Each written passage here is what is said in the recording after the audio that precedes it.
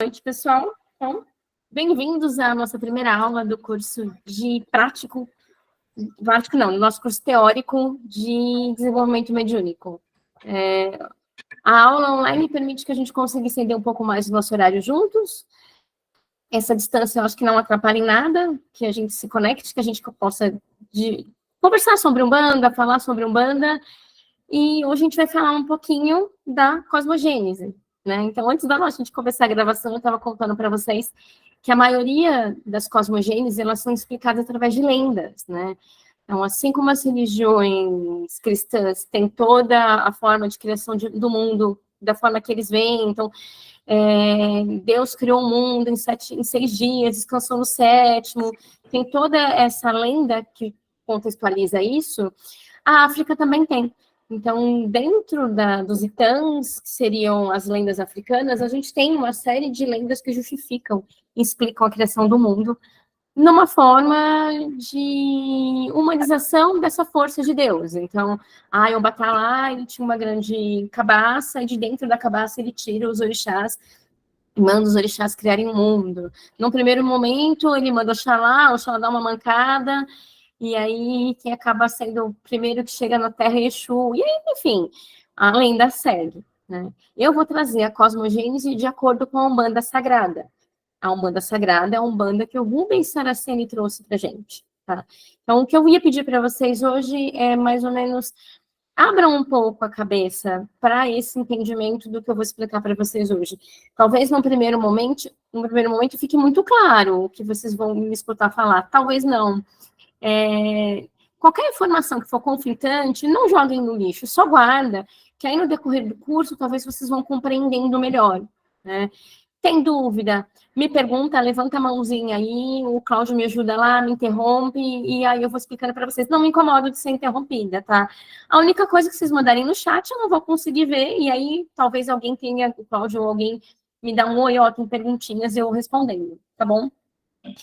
Então, a gente vai começar com a cosmogênese, entendendo primeiro o que é Deus, né? Dentro da cosmogênese da Umbanda Sagrada, Deus, ele não é uma personalidade. Deus não é aquele velhinho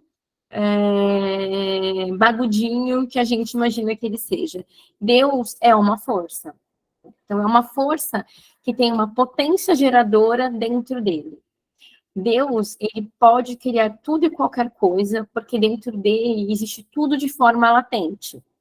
Então, pensem assim. A gente vai muito na abstração hoje, tá? Pensem num galho de uma árvore. Esse galho de uma árvore, ele contém ali dentro uma colher de pau, ele contém ali dentro um barco, ele contém ali dentro uma cadeira. Qualquer coisa pode ser produzida a partir do tronco de uma árvore. Então, ele existe, né? O tronco existe, só que dentro dele contém tudo e qualquer coisa, porque ele não tem forma de nada, ele só é um tronco. Fica claro para vocês ter essa abstração? Deus, ele tem essa figura dentro da Umbanda Sagrada. Então, Deus, ele é uma potência criadora, ele pode criar tudo e qualquer coisa, uma vez que ele não tem forma nenhuma. Então, ele é só uma força. Por isso que a gente não entende Deus como uma personificação. Deus não é uma pessoa. Deus é só uma força, uma potência. Só que Deus é essa potência e ele é infinito e atemporal. Então, Deus, ele não tem um começo, um meio e um fim. Ele é constante, ele não tem um tempo, ele não tem um início, um meio e um fim, ele não tem um espaço delimitado, porque ele é tudo, ele cria tudo. E aí vocês vão me perguntar, tá, tudo bem, mas como que Deus criou, então, a Terra e o nosso universo? Deus, nessa potência latente que existe dentro dele, a primeira coisa que ele precisou fazer foi um recorte de tempo e de espaço. Então, imaginem que Deus, ele criou dentro de quem ele é um espaço e tempo que tem começo, meio e fim.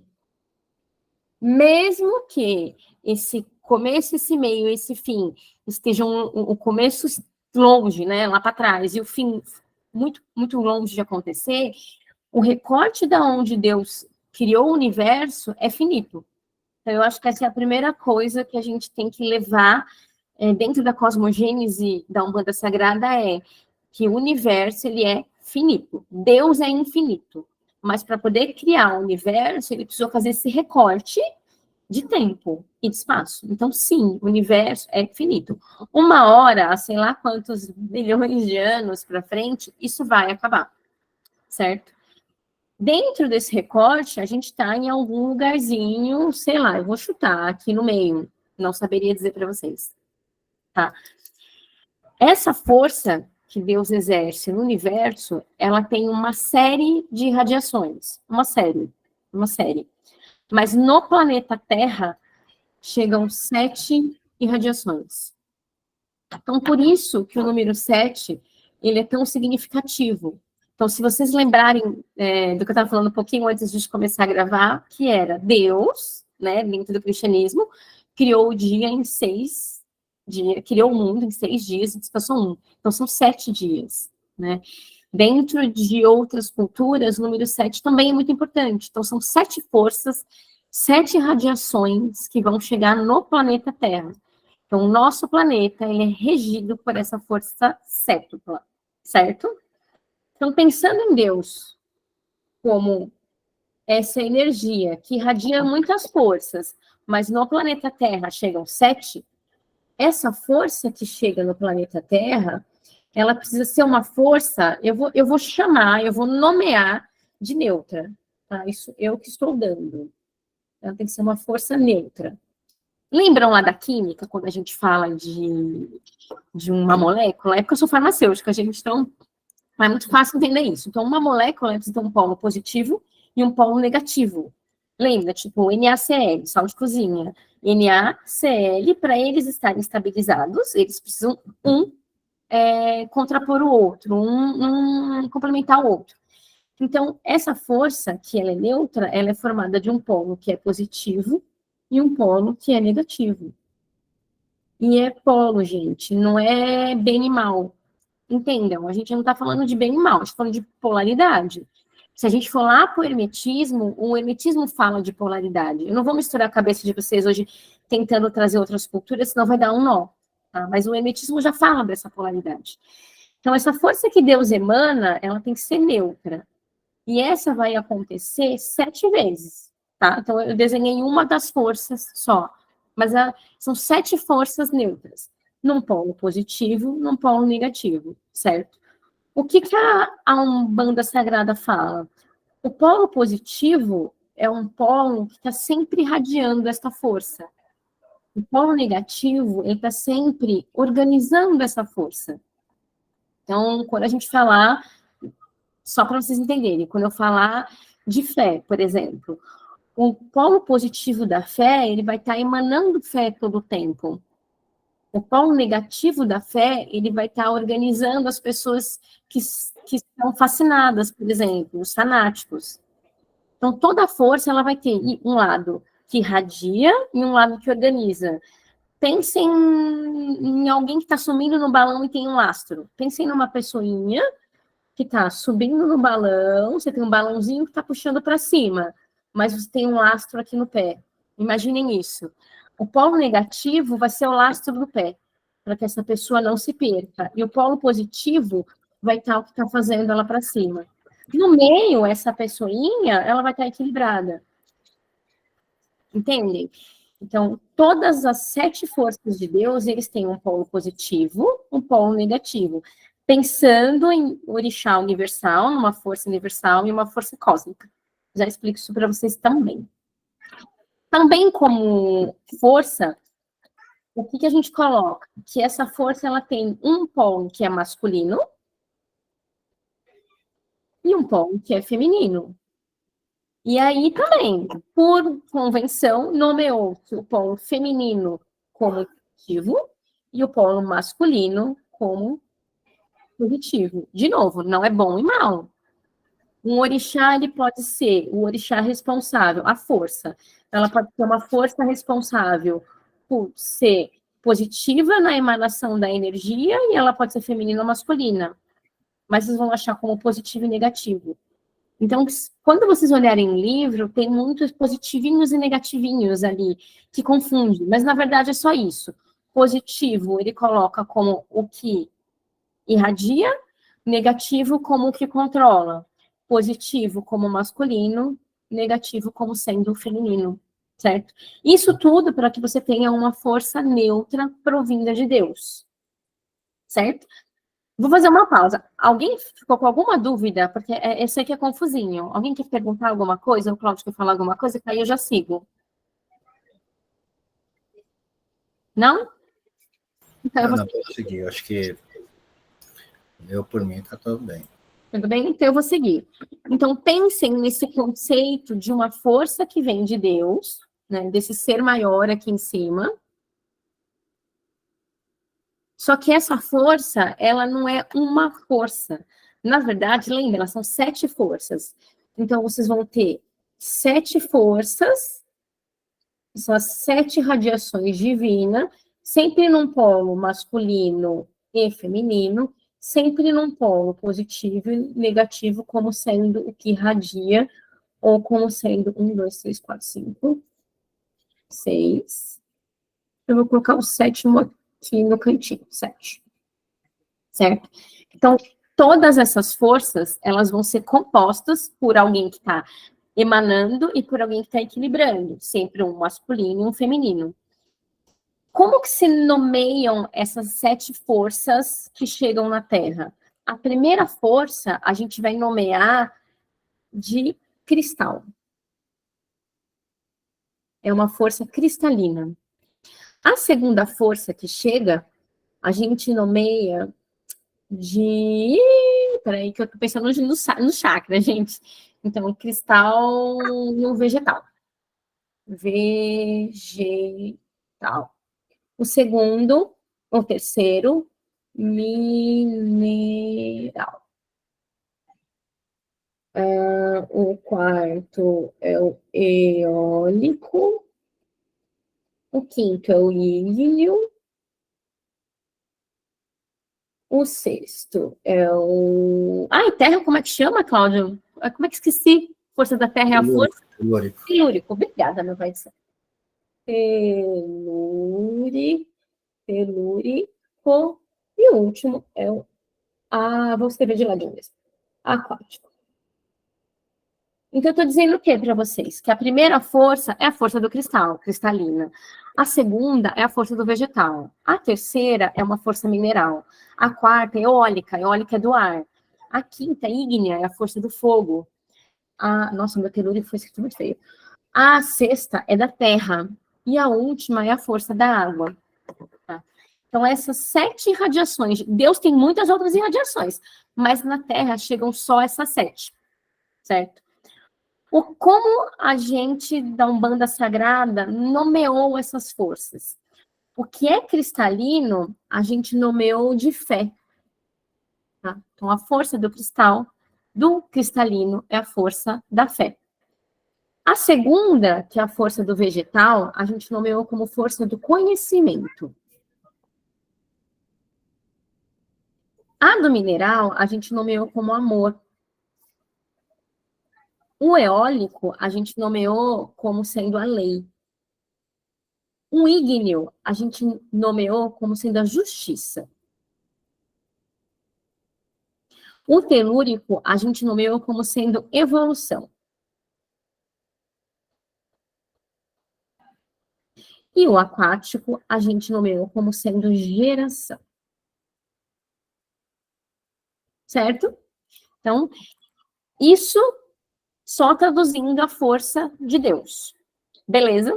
E aí, a dúvida grande é, tá, Meire, mas no meio dessa bagunça, o que são os orixás? Eu tô falando que tem 7 radiações, 7 linhas de Umbanda, e aí você tem a linha da fé, a linha do conhecimento, a linha do amor, a linha da lei, a linha da justiça, são as linhas. E aonde entra o orixá? Lembra que a força, ela é composta por uma positiva e uma negativa, uma feminina e uma masculina? Esta força, como se fosse essa daqui, cada uma é um orixá. Então, isso é o orixá. O orixá é uma força que vem de Deus, certo? Dentro de um trono que está regendo essa força. Eu vou escrever bonitinho e vou repassar um por um para vocês anotarem. Mas, por exemplo, o cristalino na fé, quem você tem? Oxalá. Oxalá como sendo quem irradia. Então, Oxalá é masculino, positivo, e positivo porque ele é quem irradia. Oiatempo ou Logunã, que são os dois nomes para o mesmo orixá, é uma orixá feminina negativo. Negativo porque ela absorve os fanáticos. Ela quebra o fanatismo. Então, isso é um orixá. Os dois compõem o trono da fé ou o trono cristalino. Entenderam, mais ou menos? Certo? Então, eu vou repassar um por um com vocês, porque até eu, às vezes, confundo muitos orixás, certo? Então, dentro do trono da fé, vocês vão ter Oxalá como sendo positivo, porque Oxalá é quem irradia, e positivo, porque ele é masculino. E vocês têm Logunã, ela é negativa, porque ela quem faz, lembra o lastro ali, e negativa porque ela é feminina, certo? Quando a gente falar do trono do amor, eu tô falando, lembra, do cristalino, eu vou dizer para vocês que quem irradia é Oxum.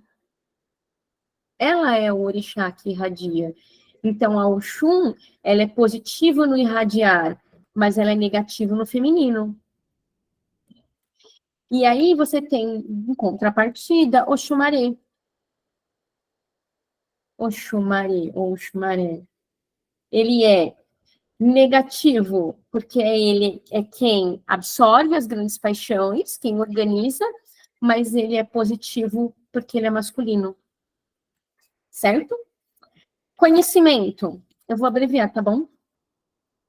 Conhecimento. Do conhecimento, você tem Oxóssi. Oxóssi, ele é positivo porque ele irradia, positivo porque ele é masculino, e Obá, que é negativo porque ela é quem organiza o conhecimento, né, é o lastro do conhecimento, e negativo porque ela é feminino. No trono eólico, você tem Ogum, Inhaçã. Ogum, masculino, porque ele é quem irradia, e positivo, porque é ele quem irradia, perdão, masculino não, ele é positivo porque ele irradia, masculino porque ele é menino, homem. Inhaçã, negativo, porque ela é quem absorve, é o lastro, e negativo porque ela é feminina. No trono ígneo, do fogo, ígneo, você tem Xangô,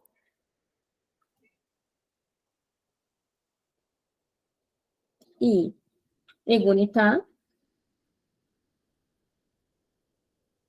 Xangô, masculino, irradiando positivo, positivo. Egunitá, feminina, fazendo lastro.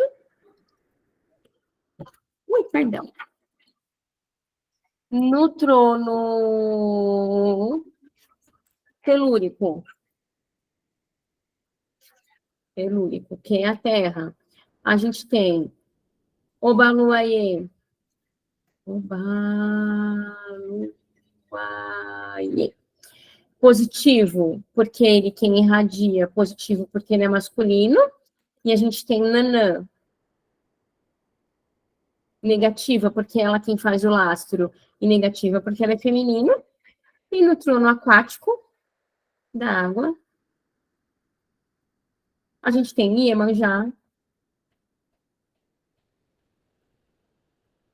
positiva porque ela irradia, negativo porque é feminino, e Omulu,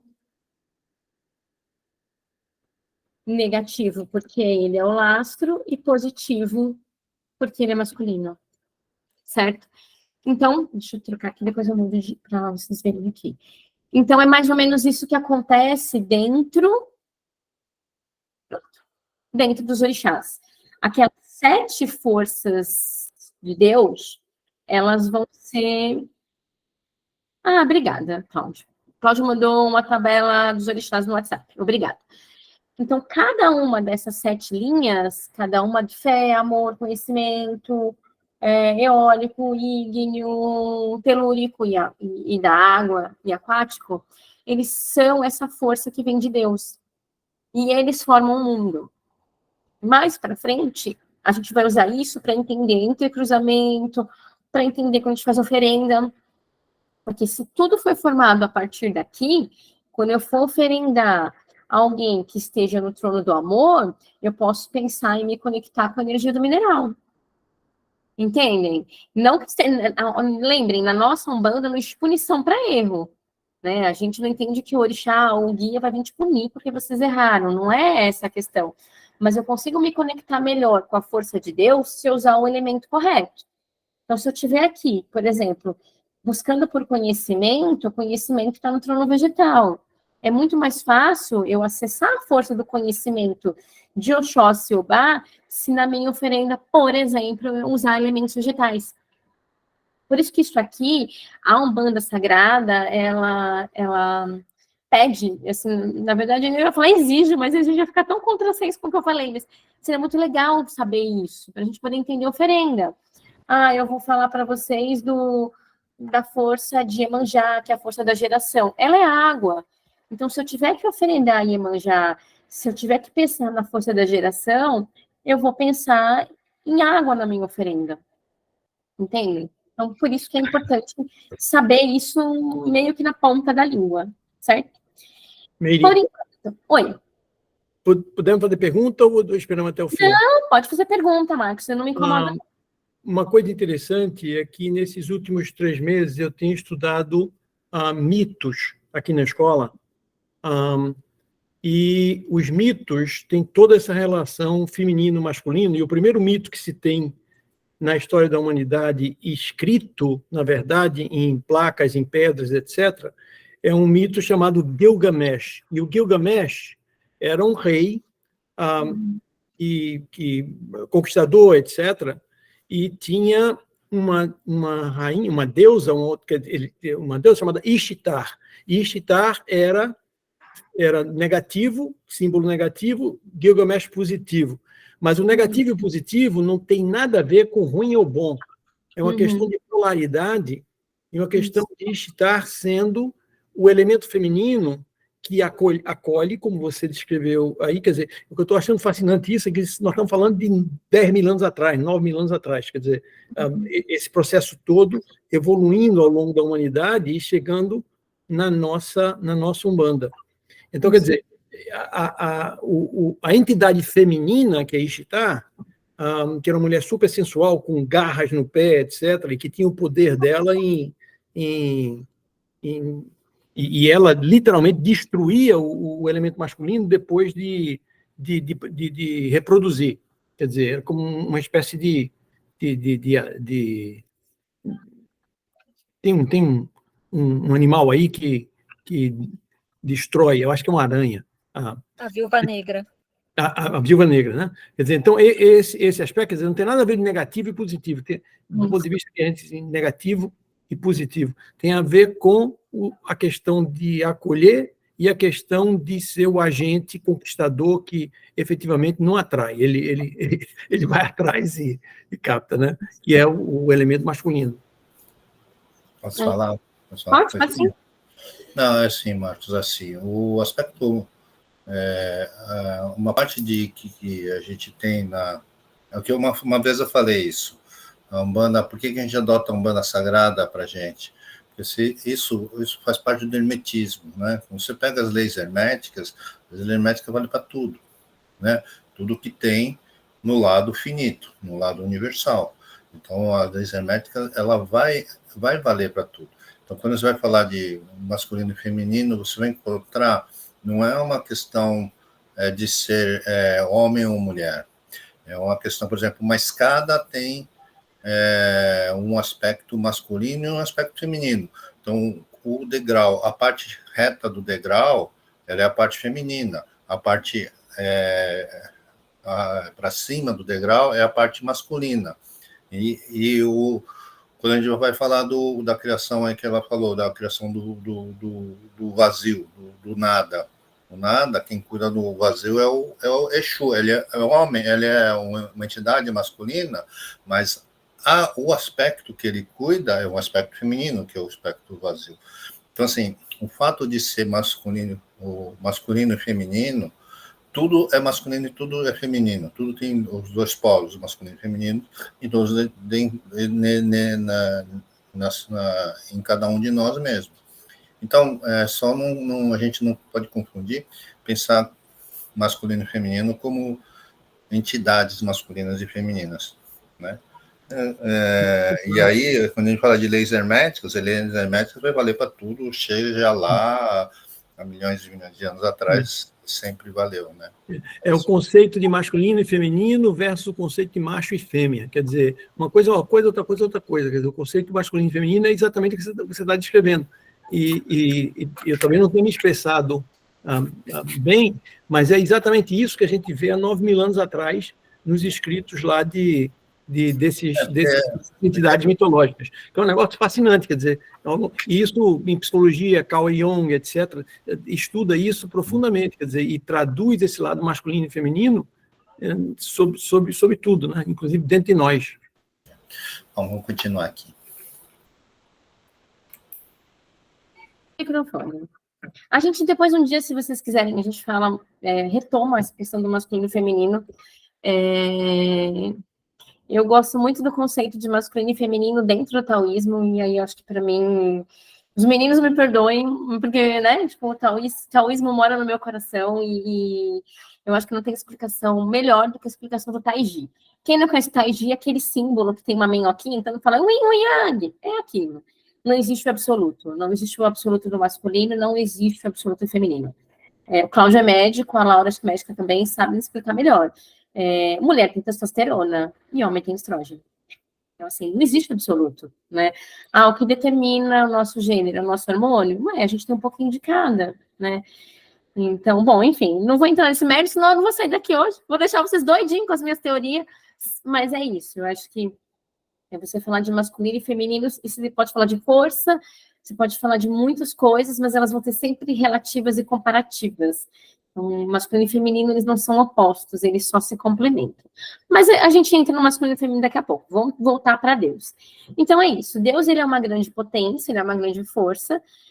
Dentro da Umbanda Sagrada, ele não é uma persona. Então, Deus, pra gente, não tem ego, não tem personalidade, tá? Então, Deus não é mal, Deus não é bom. Deus apenas contém tudo dentro dele. Contém o lado direito e contém o lado esquerdo.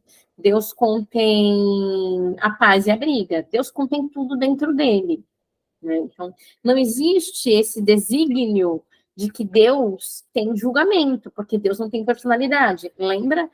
Se Deus ele não consegue, se Deus não é uma personalidade, ele não tem julgamento. Se ele não tem julgamento, ele não consegue decidir o que é certo e o que é errado. Porque o que é certo e errado tem relação com, primariamente, a nossa cultura. Então, eu gosto de usar o exemplo dos índios, né? O europeu usa roupa. Por que o europeu usava roupa? Porque a Europa é fria, naturalmente, eles vão usar roupas, não é? Vieram para cá, colonizaram o Brasil, todo mundo pelado. Como eles estavam colonizando o Brasil, todo mundo foi obrigado a usar babados, roupas e afins, num calor de 40 graus. Quem estava certo? Na verdade, a cultura europeia prevaleceu na cultura do índio, porque eles estavam colonizando o Brasil. Só por isso. Então, andar pelado é certo ou é errado? Se você olhar na cultura, pode ser que fosse certo. Entendem? Então, quando a gente fala de Deus, a gente não fala de julgamento. Quando a gente fala desta força de Deus, a gente não fala de certo e errado. A gente fala de uma força que contém tudo, inclusive o caos, né? A gente entra no caos daqui a pouco. Vou deixar anotadinho, para não esquecer, senão eu vou dar um nó na cabeça de vocês, tá? Vou deixar aqui, ó, caos. A gente fala do caos daqui a pouco, tá? Então, Deus, ele contém tudo, certo?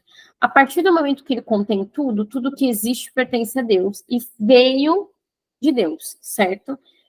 Mas, dentro dessa formação de mundo, a gente quer entender a antropogênese. E aí, o que é a antropogênese? Da onde viemos? Caramba, se Deus cria tudo, a gente veio da onde? Da onde veio o nosso corpo? Da onde veio o nosso ori, que a gente tanto fala?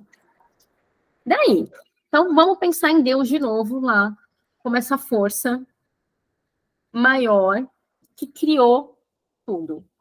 Deus, quando cria tudo, ele criou o universo que a gente conhece em 7 planos de vida. Então, a gente entende que Deus, ele criou mundos diferentes. Quem gosta, quem entende de cristianismo, volta lá na Bíblia, onde está escrito que na casa do Pai existem muitas moradas. Isso é bíblico, está lá, né? O que quer dizer que na casa do Pai existem muitas moradas? Significa que existem outros mundos além do nosso. E não é buscar vida extraterrestre, não quero dizer aí. Eu quero dizer que existem planos de vida e dimensões diferentes. É vibração. Pensem em ondas de rádio, né? Eu gosto muito de usar esse exemplo no terreiro. Eu escuto rádio rock, então eu vou lá, sintonizo 89.1. Não, quero escutar hoje a Brasil FM, vou lá, 89.7. Então, eu sintonizo em ondas diferentes, tem uma vibração diferente. Então, quando a gente fala que outros mundos são outras moradas, eu estou falando de outros espaços vibracionais diferentes, que podem coexistir ou não nesse exato momento aqui com a gente, certo? Então, qual é o primeiro plano de vida que Deus criou? O plano fatoral. Então, Deus criou o plano primeiro, que é um plano que ele chamou, que a Umbanda Sagrada chama de fatoral. Certo? E aí começa a quebra de paradigma da evolução. Agora começa a dar um nó. Porque vocês concordam? Se ele foi o primeiro criado, ele está mais perto de Deus, só que ele tem os seres mais rústicos. Entendem? Que a gente questiona isso às vezes, né? Eu e o Cláudio, que está aqui para mim na tela para cima, tá? A gente se questiona sobre isso, porque isso é uma coisa que normalmente buga a mente das pessoas, né? Se ele é o primeiro criado, ele está mais perto de Deus. Se ele está mais perto de Deus, por que ele é o mais simples? Por que a evolução é o retorno a Deus se eu estou dizendo que perto de Deus existem os seres mais simples? É a sementinha plantada na aula de hoje. O segundo plano que Deus criou é o plano essencial. O terceiro plano que Deus criou é o plano elemental. Opa, tá falando minha bateria, gente. Elemental. É o terceiro. Ai, ficou escrito errado. Elemental. O quarto plano que Deus criou, ele chama dual ou bielemental. Eu vou colocar dual. Mas é dual ou bielemental. O quinto plano que Deus criou é o plano do encantado. Encantado. O sexto plano que Deus criou é o plano natural. E o sétimo plano é o plano celestial. Vejam, eu vou voltar para minha sementinha. Nossa, minha letra tá horrível, gente, desculpem. Eu vou voltar para minha sementinha plantada, né? Se a gente entender que evoluir é voltar para Deus, vocês vão estar me dizendo que evoluir é voltar para o plano mais básico, fatoral, mais rústico que existe. Porque neste modelo que a Umbanda Sagrada traz, a evolução, por exemplo, com o plano celestial, na verdade, está distante de Deus. Então, Deus criou a gente para retornar a Ele, ou Deus criou a gente para que fôssemos grandes, pequenos mini-deuses por aí? Eu não tenho essa resposta, acho que eu não achei essa resposta nem na Umbanda Sagrada, eu acho que fica uma reflexão. Depois que a gente parar de gravar, a gente pode ir para essa reflexão, entendeu? Eu acho que vale, é uma reflexão, é um pensamento que vale a gente ter. Mas, voltando. Então, esses planos são as moradas do Pai. Dentro desses planos, existem dimensões. Então, você tem dimensões no plano fatoral, dimensões no essencial, dimensões no elemental, dimensões no dual, dimensões no encantado, no natural, no celestial. Ninguém perguntou, mas eu vou contar para vocês que nós, humanos, estamos aqui no natural. Tá? Nós, humanos, estamos aqui no plano natural. No plano natural, existem 77 dimensões. Mesmo dentro do nosso plano natural, a nossa dimensão de encarnação não é única, existem outras 77, fora as outras de outros lugares, certo? Mas, o que a Umbanda Sagrada traz? Que a evolução, ela começa, sim, do fatoral para o celestial. Então, num primeiro momento, todos nós, como alma, lembrem, não estou falando desta carne, estou falando de alma. Pensem na alma eterna de vocês. Todo mundo foi um pedacinho de Deus. Dentro da dimensão, dentro do plano fatoral, você tem as 7 radiações. Lembra que eu expliquei essas 7 radiações aqui, ó? Lembra dessas 7 radiações. Elas estão partindo de Deus para cá. É que eu não, se eu riscar, não dá um nó, mas de Deus para cá. Então, dentro do plano fatoral, você vai ter as 7 radiações de Deus. E aí, uma centelha, um pedacinho de alguém, uma faísquinha de Deus, está aqui em Deus. Vai ter afinidade por 2 orixás, ou 2 forças. Então, essa força do plano fatoral vai puxar essa centelhazinha aqui e vai trazer para o plano fatoral. São 2 orixás, né? Por exemplo, falando em orixá, eu posso dizer que é Oxum, sei lá, e Oxalá. Então, vamos dizer que essa centelha teve afinidade por Oxalá e por Oxum.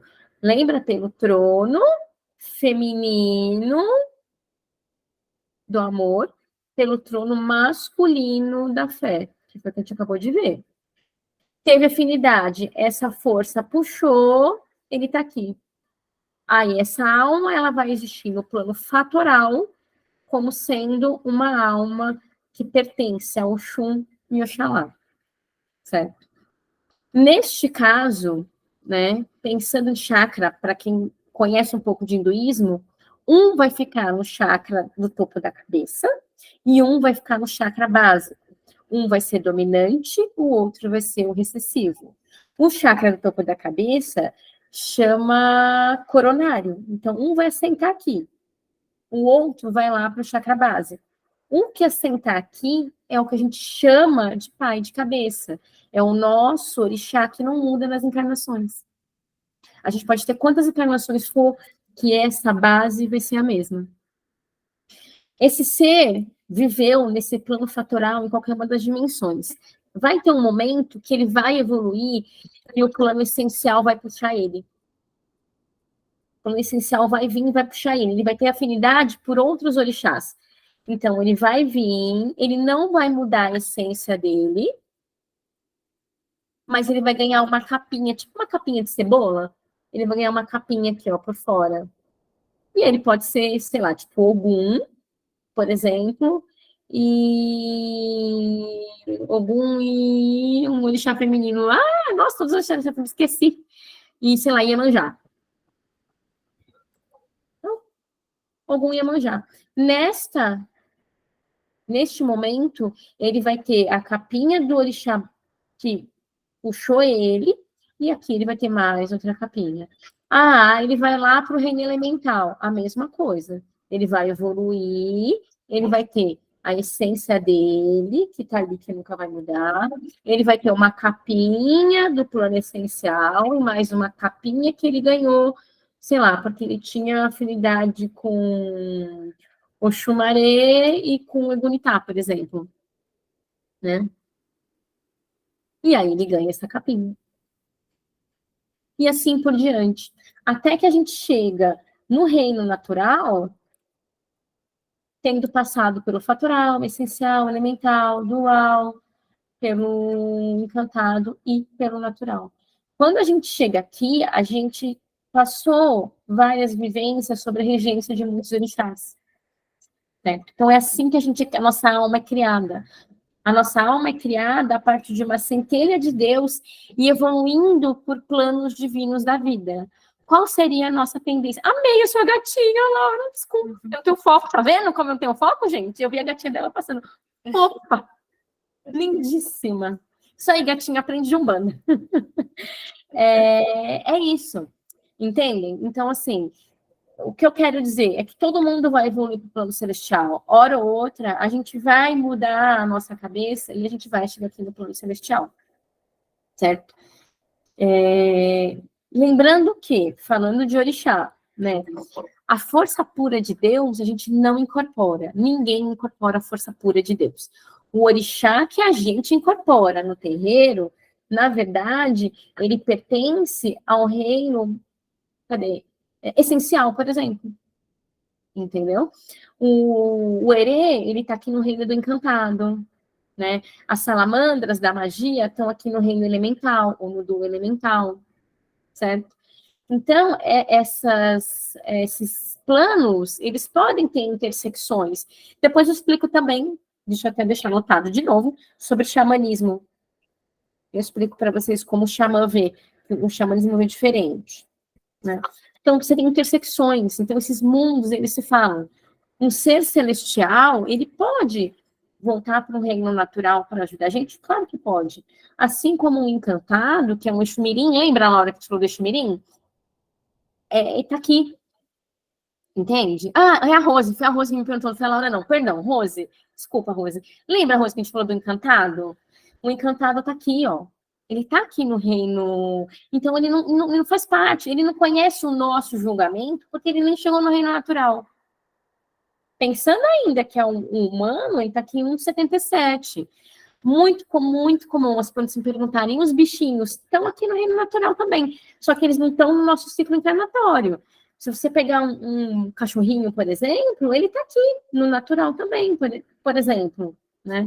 Ele não é um encantado, ele não é um ser celestial.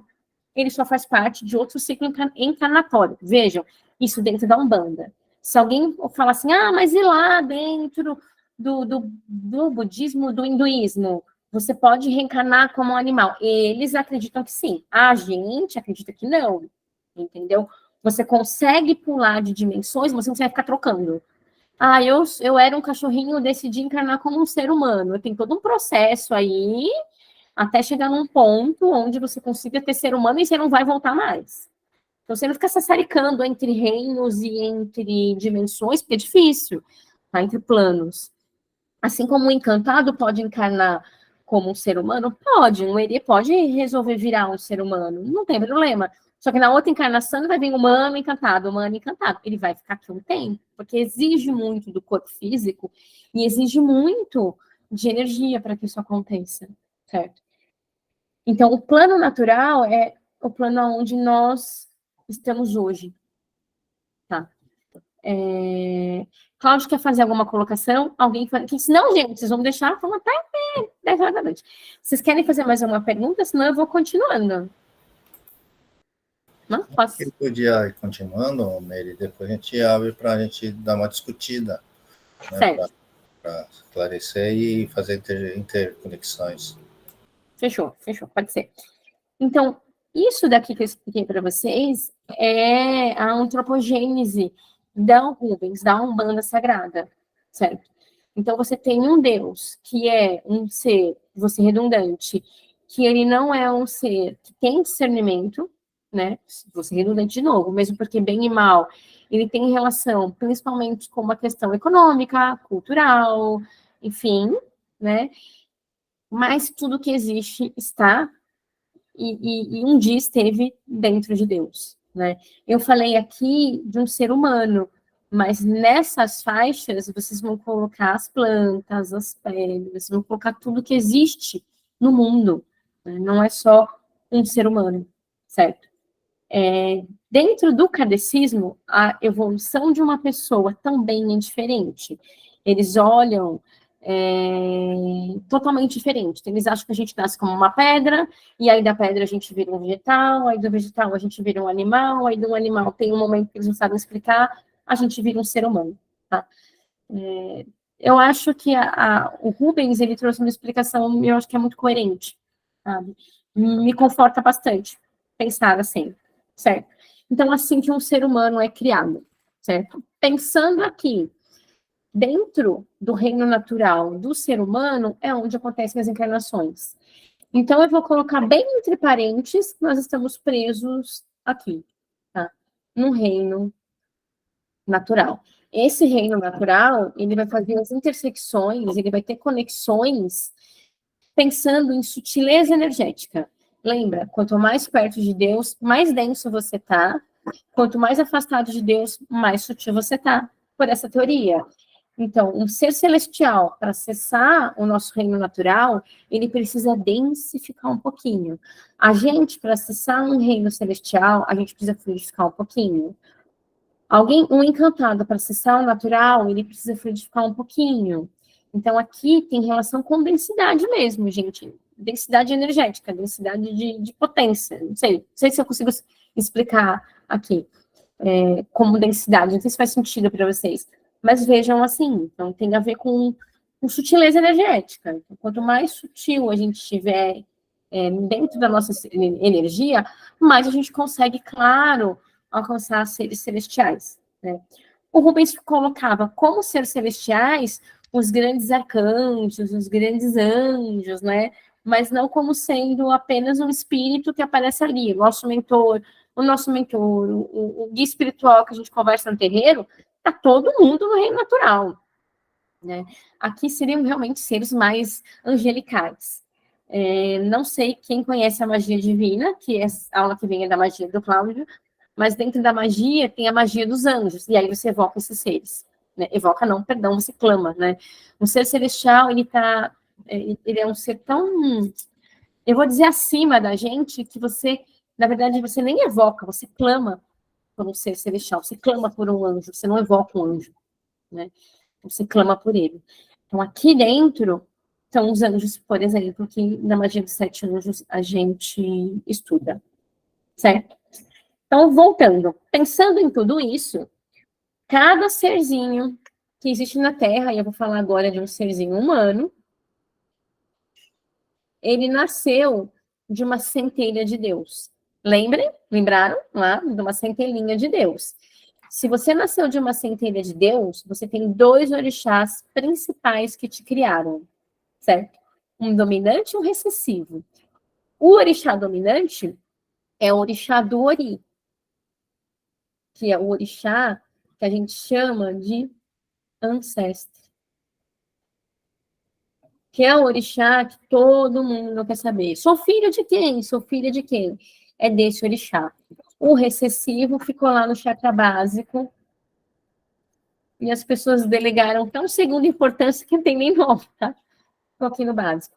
Então, esse orixá ancestre é o orixá que, quando a gente fala, vou ler minha coroa, sou filha de quem? É esse orixá que a gente vê.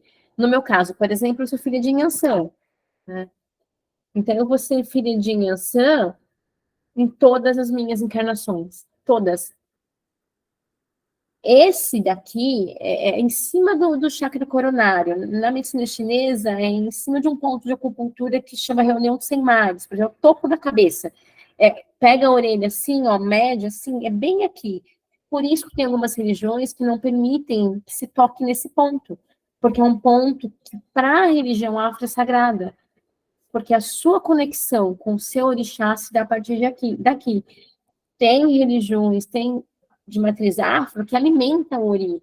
Você dá comida mesmo, gente. Você prepara comida do seu ancestral, comida, tipo, sei lá, um feijão fradinho, você prepara ali uma peixadinha, e você alimenta isso, você tapa a cabeça com esse alimento, você está alimentando o seu ancestral, o seu ancestro, tá?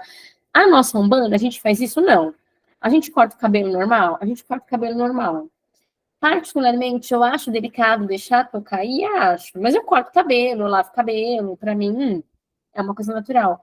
Mas sim, né, se eu estou num lugar desconhecido, não sei quem são, eu não deixo tocar na minha cabeça, porque é sagrado, entende?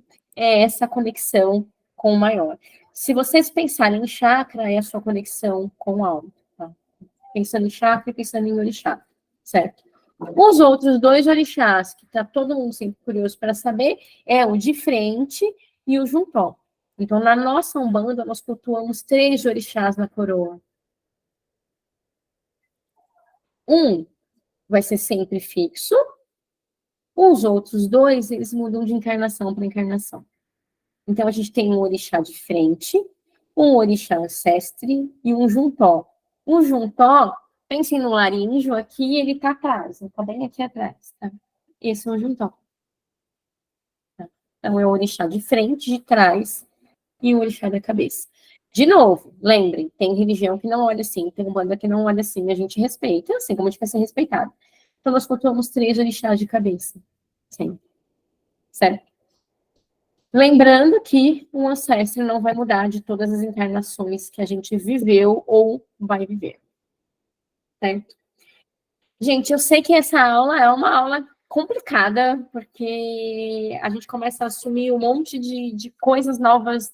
É meio confuso você pensar, é muito nome diferente, não estão acostumados, mas basicamente é isso, certo? Então, assim que Deus criou o mundo, foi desta forma teórica que Deus criou o mundo. Né? Cláudio falou de Exu e de vazio, porque o que acontece? Eu vou voltar só um pouquinho de quando eu falei no recorte de Deus, né? Lembrem que Deus... deixa eu tirar essa aqui, perdão. Lembrem que Deus, eu falei para vocês que Deus, ele é atemporal, e ele precisou criar um cochete ali, um parênteses, para poder criar a vida, né? Porque ele não tem tempo, ele não tem espaço, ele só criou isso aqui. Para ele criar isso aqui, a primeira coisa que Deus criou foi o vazio. Pensem assim, primeiro nada existia, porque Deus é tudo. Né? Deus, ele continha tudo, tudo existia dentro dele, mas como você não tem... É que assim, gente, é sério, eu sou acupunturista e para mim fica muito fácil algumas coisas, mas vê se vocês conseguem entender que vocês só enxergam coisas porque elas são diferentes. O contraste faz com que vocês enxerguem as coisas. Sem contraste, vocês não veem nada. Tipo, olhem a minha parede é branca. Vocês só conseguem ver, sei lá, a minha garrafinha porque ela fez um contraste. Entende? Vocês só conseguem ver a minha potinha verde porque acho que ficou melhor. Ó. É um contraste. Senão vocês veem tudo branco. Pensem que Deus era uma coisa só. Para ele poder criar tempo e espaço, ele precisa fazer um contraste. E esse contraste que Deus fez é o vazio. Então, primeiro, nada existia. Daí Deus criou o vazio. Então, o vazio, ele existe. O vazio, ele já tem um tempo e um espaço onde eu possa criar algo. Porque se é vazio, é espaço, não está preenchido. A segunda coisa que Deus cria é o espaço. Pensando em orixá, quem chega primeiro? Exu. Exu é o vazio. E quem é o espaço? Oxalá. Oxalá é o espaço. Opa, perdão. Oxalá é o espaço. Entendem? Por isso que nas lendas da criação, quando ele abre a cabaça, né, Deus, o Batalá, Olodumare, aí cada um vai chamar de um nome. Abre a cabaça, o que ele tira lá de dentro são orixás. Só que esses orixás, eles têm uma personificação humana, eles têm persona, eles têm característica. Aí, quem ele tira? Ele tira Oxalá. Ele manda Oxalá criar o mundo. É que Oxalá se perde, dorme no caminho, faz uma pataquaiada e Exu chega primeiro. Na verdade, o significado é, primeiro você cria o vazio, depois você cria o espaço. Com o espaço criado, aí ele preencheu com os outros orixás. Aí vem o Mulu, aí vem Xangô, aí vem Ogum, aí vem Nanã, aí vem os outros orixás e preenchem o espaço. Certo? A gente vai falar depois de ponto de força, mas só para vocês imaginarem, né, para poder a imaginação fluir. Primeiro existiu o vazio, depois criou-se espaço, aí criou-se a natureza. Aí você cria a cachoeira, que é de Oxum. Aí você cria o mar, que é de Iemanjá. Aí você cria, né, aí você vem com os pontos de força, aí você vem com outros orixás, certo? E aí o mundo é criado, certo? Pessoal, eu acho que era isso. Eu acho que a gente pode interromper a gravação, Cláudio, para poder tirar dúvida, pergunta, ou você quer deixar gravadas as dúvidas? Acho que também pode deixar gravado, sabe? Também pode gravar um pouco também, né? Então, essa questão da criação do universo, só para... o Exu é a questão do que eu falei, né? Que é a questão do feminino, porque o Exu, como ele cria o vazio, quando o Olorum cria o vazio, né? Quando o Uno cria o vazio, O nada é Deus. E o vazio, ele é o continente, né? Então, por ser continente, que é o vaso, ele é o aspecto feminino. E aí o conteúdo que vai dentro é quem cria, então, é Oxalá. Então, o conteúdo é o aspecto masculino na criação.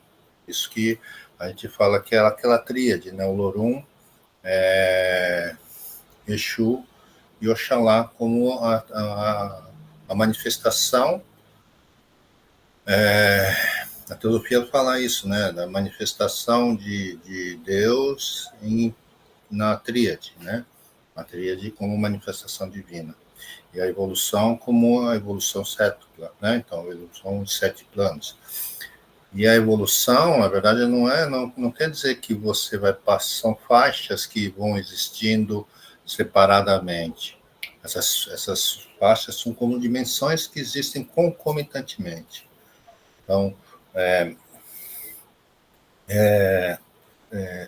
questões, os seres ou energias fatorais, eles se unem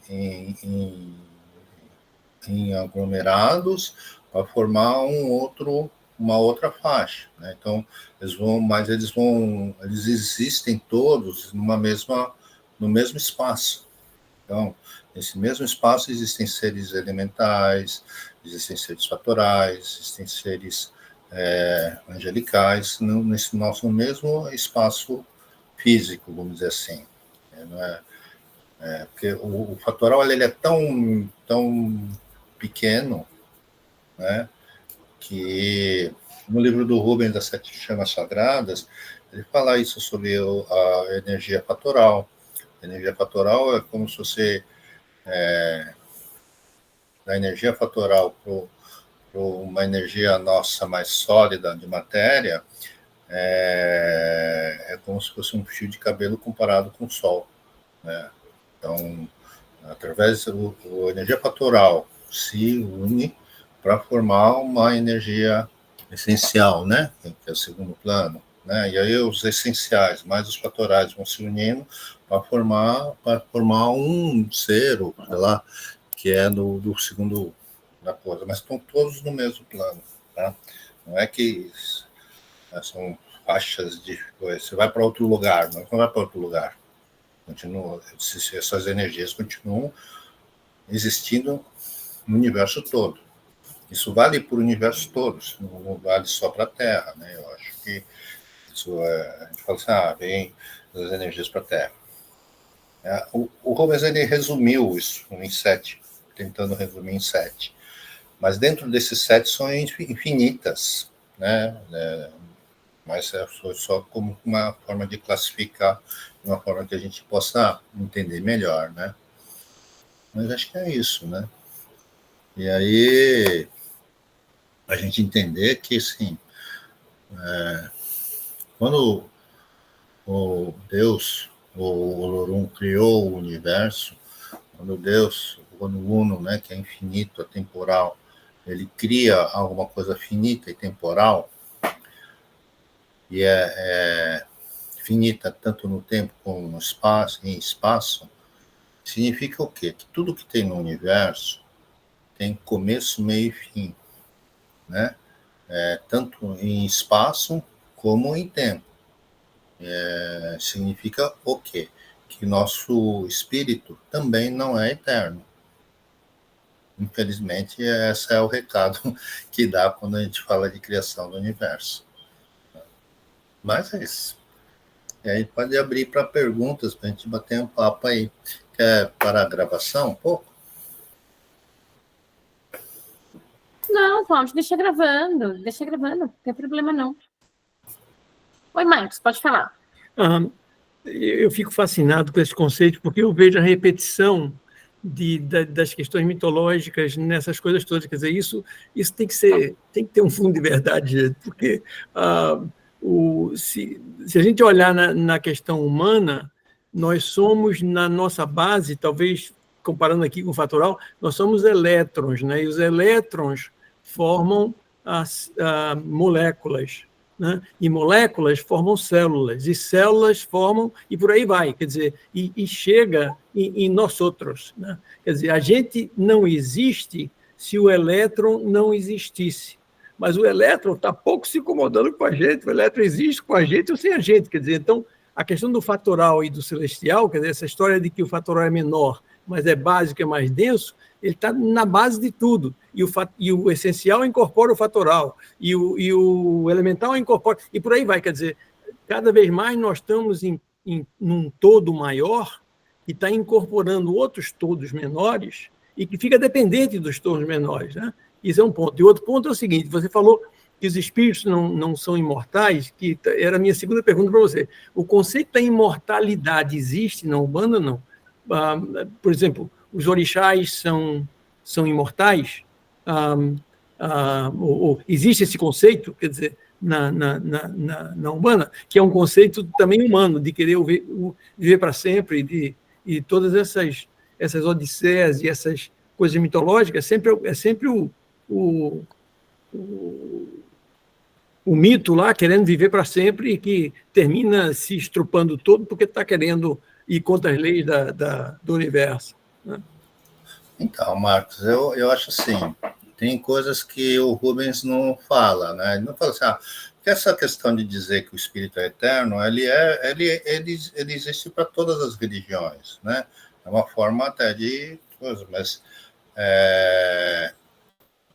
essa conclusão que a gente chega é porque tudo no universo é finito, tudo no universo tem começo, meio e fim. E aí quando a gente fala assim, voltar para o Uno, né? Voltar para a Deus, quando a gente fala isso em teosofia, por exemplo, o que significa? Quando a gente vai deixar de existir. E quando você deixa de existir, você passa a ser um nada, você passa a ser infinito e eterno. E você é um nada de novo. Então, quando você volta a ser um nada, você deixar de existir, você volta para Deus. Aí a conclusão que a gente vem pensando, quando a gente vai pensar no macro, no universo. O que é voltar para ser um nada? Se a gente pensar no Big Bang, que é uma massa que explodiu, né? E aí você vai vendo que o universo, ao mesmo tempo que se expande, ele vai sendo absorvido pelos buracos negros. Os buracos negros vai absorvendo tudo. E em um dado momento, esses buracos negros vão virar uma coisa, e a gente vai entrar dentro dele e vai deixar de existir de novo. Sei lá. Essa atuação não é uma coisa que o Rubens fala, tá? Isso já é umas conclusões que a gente vai tirando à custa dessas teorias todas que vai aparecendo. Marcos, só uma colocação. Quando você fala orixá, eu acho que isso eu não expliquei. A gente nomeia orixá a força de Deus. Então, esta força de Deus, como força orixá, ela não é um ser que encarna. Ela só é uma força. O que a gente incorpora, a gente também chama de orixá, mas é algum ser que está, por exemplo, aqui no essencial, no dual, no encantado, entendeu? Ou como divindade. Diferentemente da força. Celestial também, não tem problema. Mas ele não é um orixá puro. A gente vai falar disso quando a gente fala de entrecruzamento. Isso é uma grande diferença. Então, eu não tinha captado isso. A força de Deus como força de Deus, a gente não incorpora. Por isso que dentro de um terreiro, por exemplo, todos nós vamos incorporar o Oxalá.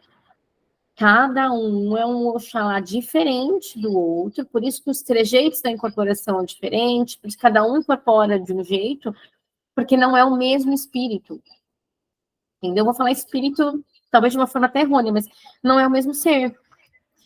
Quando eu falo deste orixá, força divina de Deus, e você vai pensar que Deus é uma força, e o orixá é a força que ele irradia, este daí, Deus vai emanar sempre.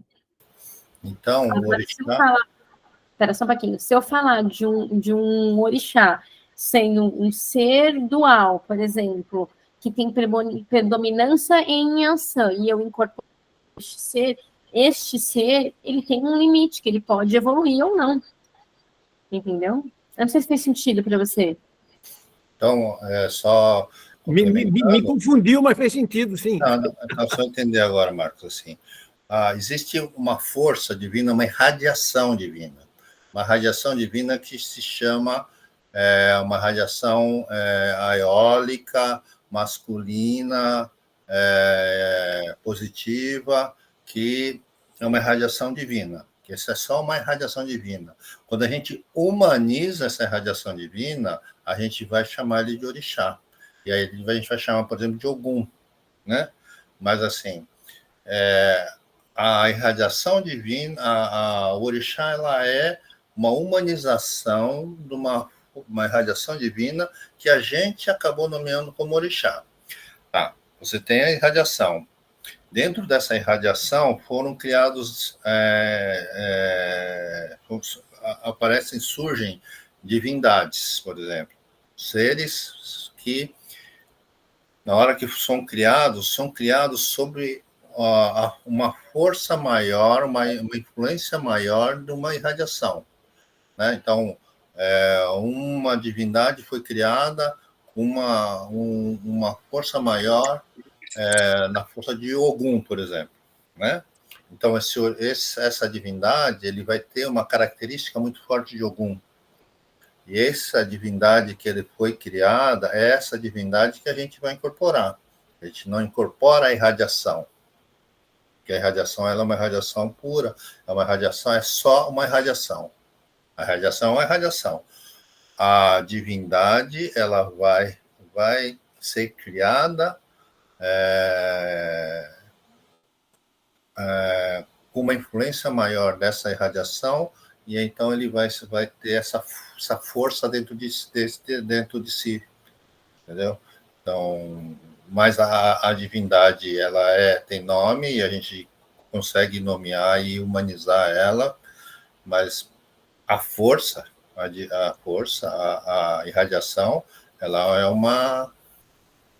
Quando a gente coloca o que é Ogum, a gente só está humanizando uma irradiação divina. Então, nós humanizamos a divindade. A divindade em si é uma manifestação dessa força, mas nós caracterizamos ela humanamente, entre aspas, de tal forma que a gente relaciona com ela. Para a gente entender melhor. Então, você pega assim, uma irradiação da fé.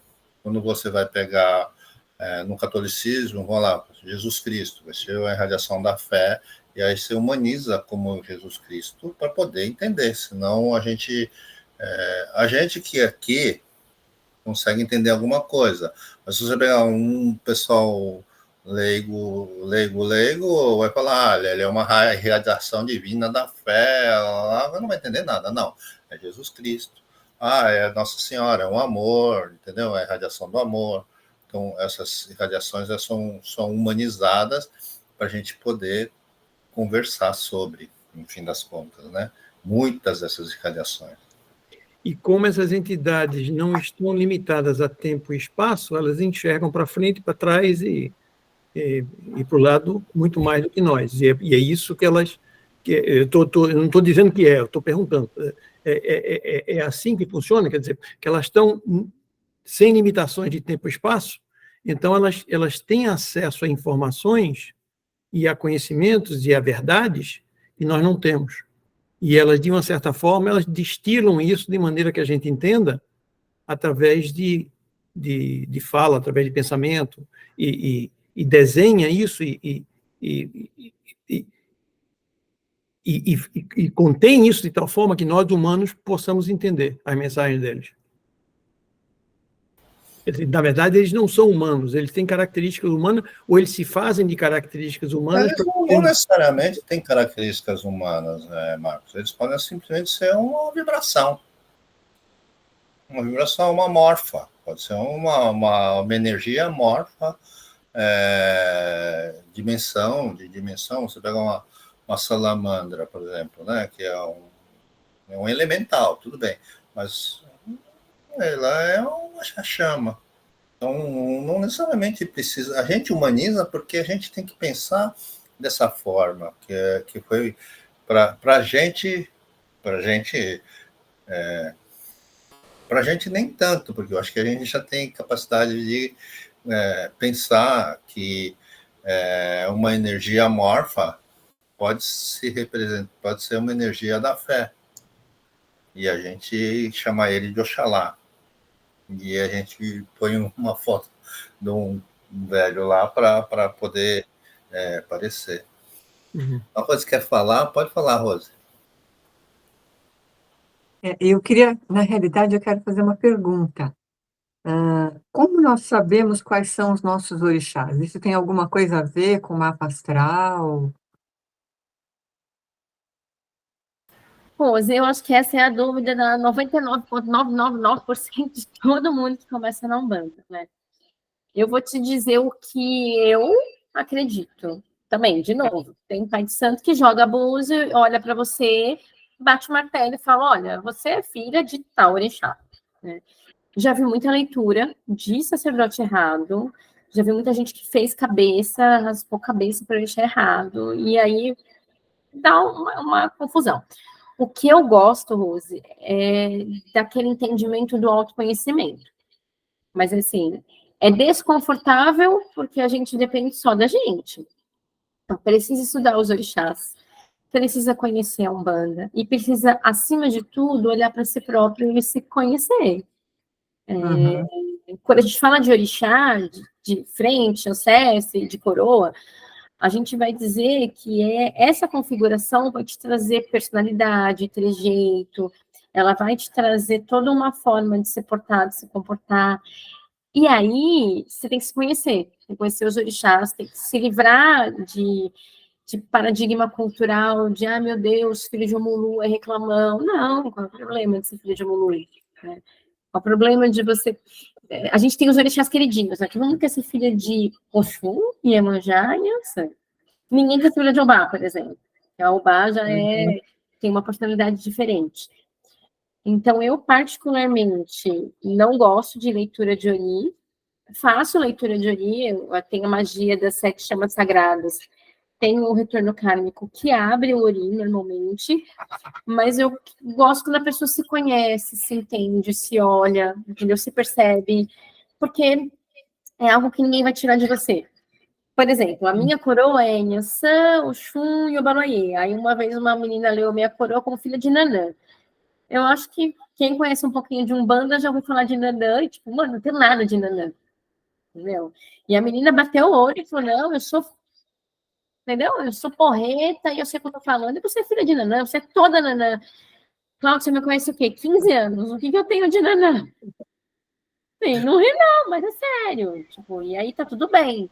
Como eu tô convicta dentro do meu autoconhecimento, eu olhei e falei, olha, ok, tudo bem, respeito a sua opinião. Não me identifico com aquilo. O problema de você jogar búzios e sair lendo com médiums é isso. Às vezes o médium é errado, às vezes você está num momento de vida que aquele orixá que não é o seu orixá ancestre, mas ele está apitando, ele está ali, tipo, dizendo, olha, agora você precisa de uma força de sabedoria, então apita ali, né, Nanã, por exemplo. E não é, entendeu? É só porque naquele momento somos todos filhos dos 14 orixás, gente. Isso carreguem com vocês. A gente pode clamar pelos 14 a todo momento. Conhecendo os orixás, lembra que eu falei? Conheçam os orixás para fazer uma oferenda, ok? Conheçam os orixás para vocês saberem quem vocês chamam. Chamem pelos 14, não chamem só pelo da coroa. Mas eu acho que tem a ver com isso, Rose. Tem mais a ver com quem você é, você se conhecer, você se olhar, olhar sua sombra, olhar tudo. O orixá, ele tem um lado, a força do orixá como... tem um lado que é positivo e um lado que é negativo, falando de bem e mal, entre aspas. Tem um lado luz e um lado sombra. Né? Lidar, por exemplo, com o lado sombra da Oxum é dificílimo, porque é uma mulher ardilosa, é uma mulher manhosa, é uma mulher feiticeira, é uma mulher vingativa. Então, eu vou excluir isso de dentro de mim? Não, eu vou olhar a minha sombra, vou aceitar a minha sombra e vou trabalhar com ela. Então, dependendo da minha situação, eu tenho que tomar cuidado. Olha, filha de Nhaçã explosiva e briguenta. Tá, ok, sou mesmo.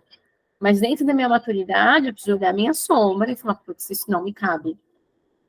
Então, quando a gente fala de orixá, a gente gosta de olhar muita qualidade do orixá. Tipo, o som é bonita, o som é vaidosa. Tá, tudo bem. Mas é só isso que me define e as minhas sombras. Então, eu diria, Rose, que o melhor jeito de ler o Ori é autoconhecimento. Mas 99,99% das pessoas ficam insatisfeitas com ler a resposta. Mas não tem uma resposta simples. Jogar búzios funciona? Ah, pode funcionar. Passar no retorno kármico funciona? Pode funcionar. Mas eu acho que o autoconhecimento é o que tem de melhor. Eu, particularmente, Obrigada, acho que Mimi. eu fiquei mais, sei lá, não diria 10, mas fiquei uns 5, 7 anos aí para descobrir como era a minha coroa. Obrigada. Muito Mas, coerente, bem coerente. E Até para a gente fugir dos rótulos, né? sim, exato, Rose, exato, sim. Matou a charada, porque, de uma forma geral, a gente, e aí eu vou dizer, não me entendam mal, quando eu falo de preconceito, eu vou falar de conceito prévio, não de preconceito, sabe? Todo mundo tem conceitos e paradigmas dentro de si. Quando a gente começa a estudar Umbanda e entrar na Umbanda, é legal começar a quebrar isso. E aí, estudando, entendeu? Tipo, eu acho que eu gosto de citar o Mulu e o Baluayê, porque acho que eles são os clássicos da Umbanda. Ninguém quer ser filho de Mulu e o Baluayê. Porque é o cara da morte, é o cara feio, é o cara da palha, é o cara da chaga, é o mal-humorado, é o chato, é o reclamão, é o metódico, é o sistemático. Também é. Mas alguém já olhou o lado da cura de Obaluayê? Alguém já olhou a força de ressurgir de um momento de dificuldade de Obaluayê, por exemplo?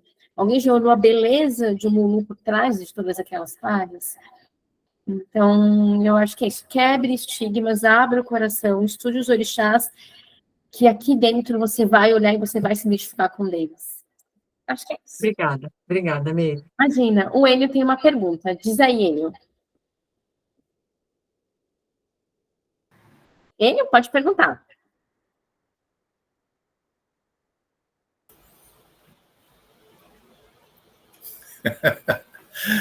só para Tem que abrir o Você pode microfone. escrever, Enio, não tem problema. Não tem problema, pode escrever. Agora estou olhando o chat. Eu falei que nem olhar, mas agora estou olhando. Pode Então, escrever que eu quando te ele respondo. escreve, só para complementar, Rose, assim, realmente todo mundo quer saber o orixá. E aí eu falo assim, não é uma coisa importante a gente saber o nosso orixá, né? Porque, assim, a gente tem todos os orixás dentro de nós. Uns irradiando mais fortes, uns irradiando mais fracos, mas todos estão dentro de nós. Então, para cultuar, para cada fase da sua vida, você vai precisar cultuar um deles. Para cada momento, ou para qualquer coisa que você vai fazer, são orixás diferentes que você vai cultuar. E aí, assim, não importa. E aí eu falo muito o meu exemplo, né? Eu tenho um orixá Sestre de Xangô. Isso foi o Rubens que leu. Mas, assim, de frente, eu achava que eu era Xangô. E hoje eu acho que eu não sou mais Xangô. Eu acho que eu sou o Oxumaré, né? Talvez. Então, assim, tem mais de 20 anos de Umbanda, mais de 10 anos de sacerdócio. E mesmo assim, hoje eu não tenho certeza do meu orixá de frente. E aí as pessoas ficam loucas para saber qual o seu orixá. Isso não é uma coisa importante.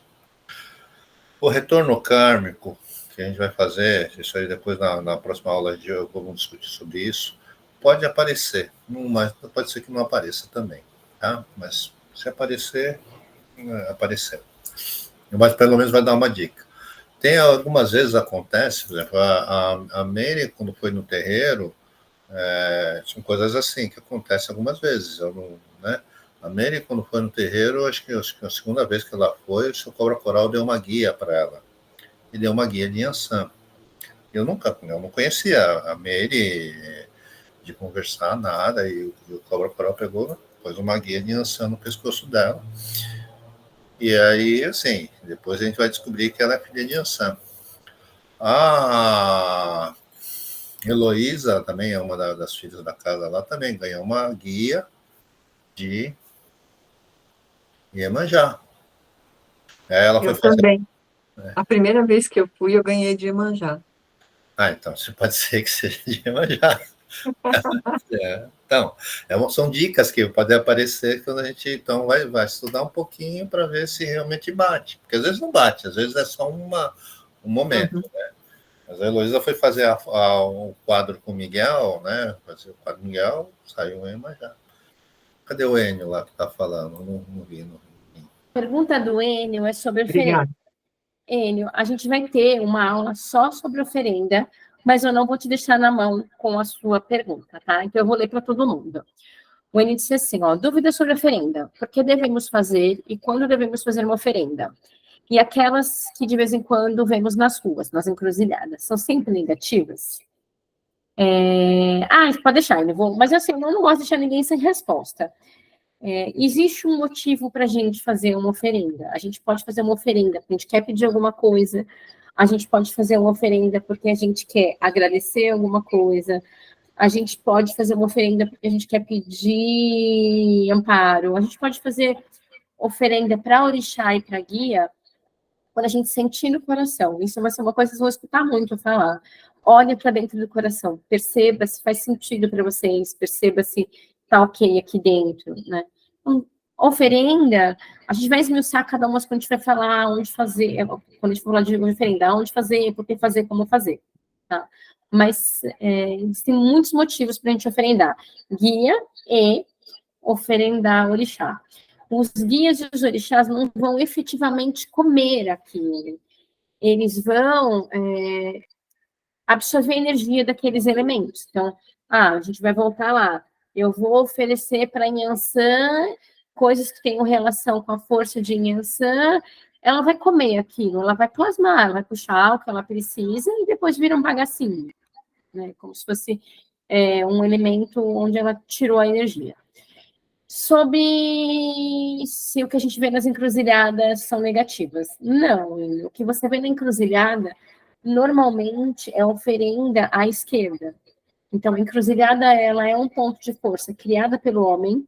Vejam, existem pontos de forças na natureza, como é, por exemplo, uma cachoeira.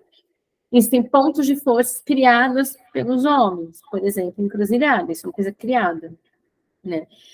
Ali é um ponto de força de Exu, Pombagira e Exu Mirim muito pouco. Mas ali você pode deixar uma oferenda para eles com a mesma pegada. Pedir, agradecer, só louvar, enfim, pedir orientação. Você tem mil motivos para deixar algo ali. Então, não é negativo aquilo que você vê ali. O Cláudio vai falar isso na semana que vem sobre magia, e aí magia entra um pouco de oferenda. Bem e mal, gente, guardem isso, levem isso no coração para o curso inteiro e para a vida. Bem e mal é relativo, né? Eu gosto de usar muito um exemplo de um seriado que chama American Gods. Eu não li o livro, eu só vi o seriado, tá? E aí tem um capítulo muito legal, se alguém assistir, depois compartilha aí com todo mundo qual é o capítulo, que mostra a briga de dois povos. Eram os vikings que estavam chegando num povo e eles queriam adentrar no continente, dominar aquele povo, e aquele povo estava se defendendo, e aí o povo, que eram os vikings, começava a rezar para Odin, e o povo que estava ali se defendendo era um povo meio índio, que reza para um totem, e eles começam a guerrear, enfim, aí corta o seriadinho, mostra anos depois, né, Odin conversando com o deus desse povo. E aí, um dos questionamentos de Odin era, eu sou o Deus, né? E o Deus do outro povo falava, não, para o meu povo você não é Deus, para o meu povo você é o diabo. Entendam? Para os vikings, Odin era o Deus que eles estavam clamando e oferendando para poder adentrar naquela terra. Para os índios que defendiam aquela terra, Odin era o diabo, porque era o contraponto. Em Umbanda, a gente não tem a figura do diabo, a gente tem a figura, e algumas vezes, de oposição, ou um contraponto, não como um ser diabólico. Então, bem e mal, ele vai ser relativo, dependendo do lado que você está. O Cláudio conta essa história, né? Quando você tem lá no cristianismo que o povo judeu está escravizado, aí Deus manda as 7 pragas, a última praga é matar todos os filhos primogênitos, né? o objetivo era chegar no imperador, mas morreram muitas outras crianças. Para os judeus, aquele Deus que matou todas aquelas crianças é Deus. Tá, e quem perdeu um filho? Aquilo é Deus ou aquilo é o diabo? Percebam essa... Eu sei que é estranho, mas falar, tipo, dicotomia, dualidade, eu não sei, do que é Deus e o diabo. Então, você olhar um trabalho de esquerda e entender como negativo, eu acho que não é bem assim. É um trabalho de esquerda, ponto. Não é um trabalho negativo necessariamente. E aí comecem a reformular dentro do dia a dia de vocês e do coração de vocês o que é bom ou o que é mal. Existe mais o que é conveniente para mim, o que é conveniente, sei lá, para a Marjorie, o que é conveniente para a Adriana, o que é conveniente para o Marcos, do que efetivamente o que é bom ou o que é ruim. Então, eu não sei se ficou claro. Alguém me dá uma dica aí se deu para entender isso. Eu só queria questionar uma coisa, por exemplo, quando se utiliza animais Sabe? em sofrimento, eu não consigo entender que a utilização de animais que são mortos ou são sangrados seja para uma coisa boa. Eu não consigo, eu não tenho essa leitura que é Mas, relativa. mas, por exemplo, eu conheço, a gente chama de emolação, né? Eu conheço sacerdotes que fazem emolação pedindo bem, por exemplo. Porque ele entende que o sangue é um axé, o sangue é uma força, né? Eles não são sacerdotes, não são pessoas carnívoras, comem carne no dia a dia, e ele entende que aquele animal está ali para servi-lo de alguma forma. Então, o sangue é um axé. Então, sim, Então, mas como é que eu posso pensar em fazer o bem para alguém, fazendo mal para outro alguém? E o então, animal, ele é um ser vivo, ele é um irmão, faz parte também da criação divina. Como é que eu posso matar um e pedir bem para o outro? Será que então, esse poder me é dado esse poder? Eu posso me vestir desse poder e achar que eu estou fazendo a justiça? Eu estou então, certo? mas veja, pensa assim, cada pessoa está num grau de evolução diferente, né? Existem pessoas, eu, por exemplo, sou vegetariana há, sei lá, mais de 30 anos, para não ter da minha idade, tá? Eu não como carne há mais de 30 anos. Ok. Tem pessoa que senta num restaurante e come um bife. E aí você vai dizer que essa pessoa ela não deveria comer o bife porque aquele animal não poderia estar ali para servir. A gente tem que entender que o animal, em algum momento, serviu para a humanidade evoluir. Se você for pensar, de novo, friamente, em ciência, o nosso cérebro é como é porque o ser humano comeu carne. Entende? Hoje a gente não precisa mais Não, comer. eu não consigo entender isso, que o nosso cérebro é como é que nós comemos carne. Nunca vi, eu sou bióloga e eu nunca vi essa teoria, Meire. Eu te mando um documentário que tem que falar isso, né? Que ele fala que o ser humano ele conseguiu evoluir como evoluiu porque nos tornamos carnívoros. Não sei te dizer se está errado ou se está certo, mas eu Não, te mando um eu não consigo documentário. entender assim. Eu não consigo entender assim. Mas enfim, Agora, o vegetarianismo, e eu sou vegetariana também.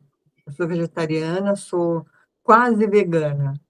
Sou, eu também sou um pouco. Eu penso muito nessa questão do sofrimento animal, né? uhum, Você, veja bem, você estar no restaurante comendo alguma coisa é algo que você tem culturalmente trazido dentro do seu padrão. E que algum dia, por algum motivo, isso pode mudar. Mas quando eu penso em fazer um culto onde eu mato uma criatura para trazer bem-estar para outra, eu não consigo entender que aquela pessoa tem aquele poder e que ela significa justiça e que ela está correta e que ela está fazendo bem. Ela está fazendo bem para um e para o outro. Então, é como você disse, é relativo. Mas eu não consigo entender.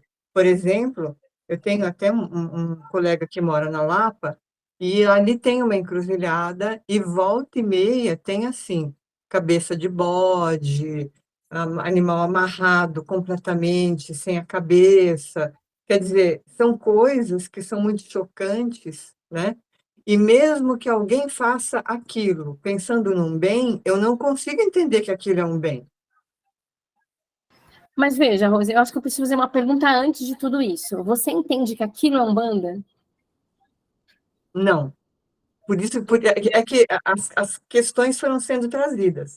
Não, eu Quando entendi. eu pensei em fazer esse curso, e eu fiquei até muito contente com a aula de hoje, porque vocês estão mostrando um lado da Umbanda que não é esse lado que a população confunde, vamos dizer. Isso. Eu Mas o acho que que foi falado foi trabalho de encruzilhada, isso foi trazido para a aula. isso, Por isso não, que eu estou peraí. me colocando. Isso, eu acho que quem falhou fui eu, né? Eu acho que a gente precisa voltar em pontos atrás, né? Quando a gente fala de um trabalho na encruzilhada, eu não estou especificando o trabalho. Eu, por exemplo, já entreguei trabalho em encruzilhada e fui recolher. Eu entreguei flor com morango e fiz o meu trabalho ali. Para mim foi muito ok, sabe? Botei no meu alguidar, fiz a minha comidinha ali da pombagira, entreguei flor, entreguei champanhe. Então, um trabalho de encruzilhada não necessariamente tem animais mortos. Eu acho que eu não deixei claro isso, né? Ah, tá. Então, quando a gente fala de um trabalho, é a mesma coisa você falar de um trabalho de cachoeira, né? Quando a gente fala de um trabalho entregue numa encruzilhada, não obrigatoriamente tem um animal morto. Quando a gente fala de um trabalho de Exu e Pombagira, não necessariamente estou falando de emolação, de sangue e tudo mais, né? Uhum.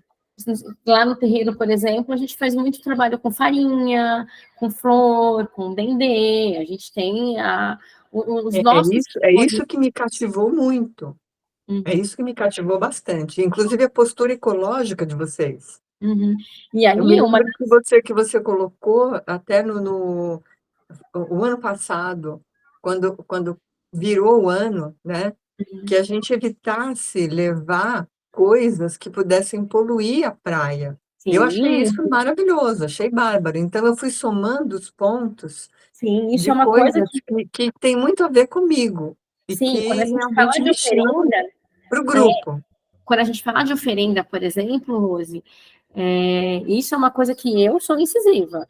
Ah, eu quero oferendar uma champanhe para minha pombagira, leva um copo de plástico. Não. Ah, eu quero oferendar bebida doce para o chum. Leva um maracujá, corta no meio, arranca a semente e põe ali. Não tem por que a gente poluir a natureza. Eu acho que o que existe, a gente falando de oferenda, a gente está saindo um pouco da aula, né? Mas é confundir a oferenda com o intuito. Quando a gente fala de oferenda tem muita relação com magia, tanto que o Rubens fez a magia das 7 oferendas. E aí Uhum. a gente vai falar muito de intenção, né? O elemento usado, da intenção. Eu já te dou a palavra, Marcos.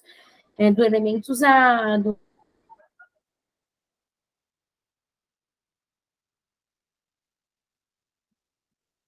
Eu não posso dizer para você assim, olha, não existe trabalho com emulação de sangue. Existe. É um trabalho de Umbanda, não é um trabalho de Umbanda. Eu, como sacerdote, respeito o sacerdote que faz, mas não significa que eu tenha que fazer igual, por exemplo. Significa que eu vou respeitá-lo. Né? Deixa eu colocar algumas coisas, né? Assim, acho que são trabalhos de magia, né? Isso a gente vai discutir um pouco na próxima, na semana que vem sobre magia, né? A questão da emulação. Da onde vem a questão? Tem uma parte da emulação que vem, por exemplo, o judeu, ele mata um pombo lá para tirar os pecados, ele mata o pombo para resolver essa questão dos pecados dele. Mas a emulação que vem Chama dia do Yom Kippur. na religião afro, ela vem de uma questão de comunidades. Você tem que entender uma coisa desse tipo, porque são pessoas que vieram excluídas, não tinham comida, não tinham que fazer, não tinham, tinham muita pouca comida, e o centro da comunidade era o terreiro. Então eles se reuniam no terreiro e cada um trazia, eles não traziam, não tinha nem geladeira na época.